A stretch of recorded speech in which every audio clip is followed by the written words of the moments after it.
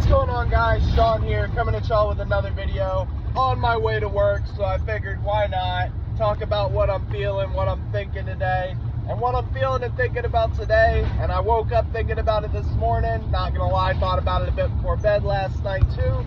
The draft, obviously.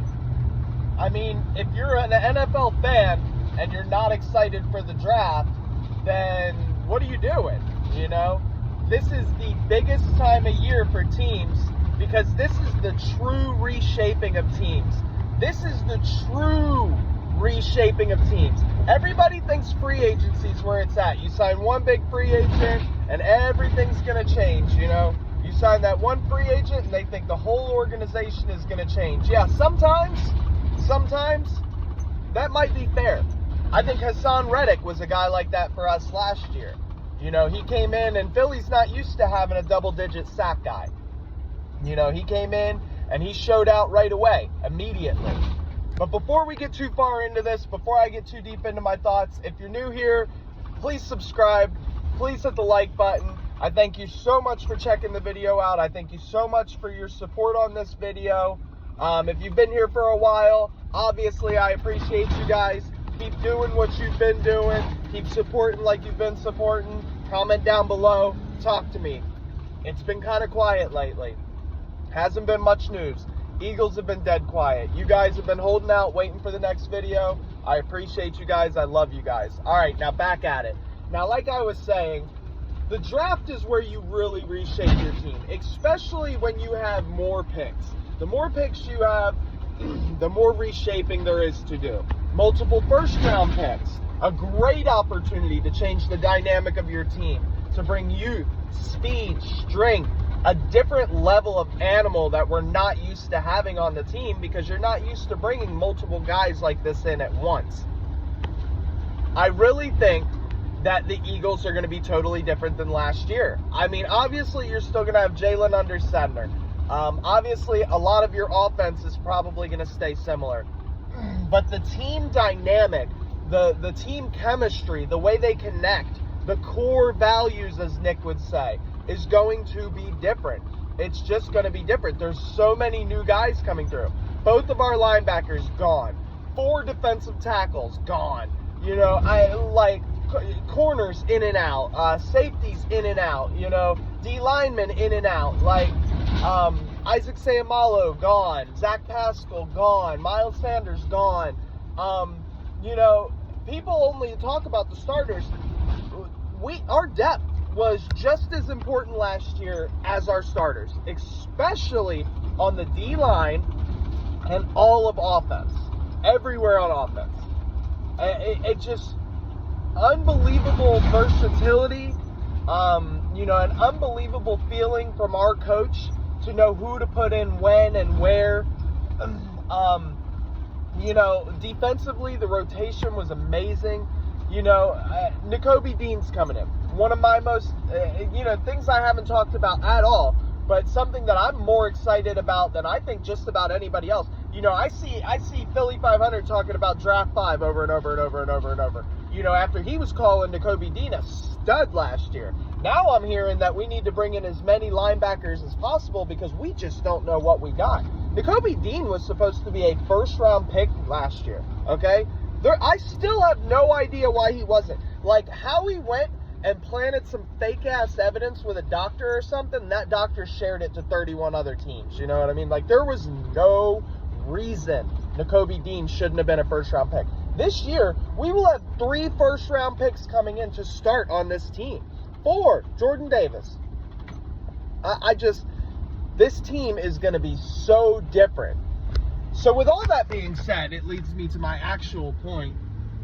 You know, since I'm done rambling, this is why I don't make videos early in the morning, because I ramble. With all that being said, you know, it really just leads to the point that I'm trying to make, that you have to get impact players out of this draft. You know, a couple weeks ago, I was saying the only impact players in this draft were either quarterback, Will Anderson, or Jalen Carter. I think we can start to add Bijan to that conversation, although Bijan as a running back is only going to give us 5 years max. You know, a D lineman, a pass rusher, You know, pretty much any other position but running back, you know, we could be looking at a 10-year player. And that's really why I don't care to take Bijan early or with a first-round pick at all. You know, what is the point? He's only going to be here for like 5 years. Yes, he's an impact player, but he's not a long-term piece. No team has ever brought in a running back and been like, we're going to the Super Bowl this year, boys. That's it. Final piece, running back. No. He's going to get hurt. If he has to carry the load, he's going to turn into Zeke. If you don't use him enough, he's going to turn into like an Austin Eckler where he just complains all the time.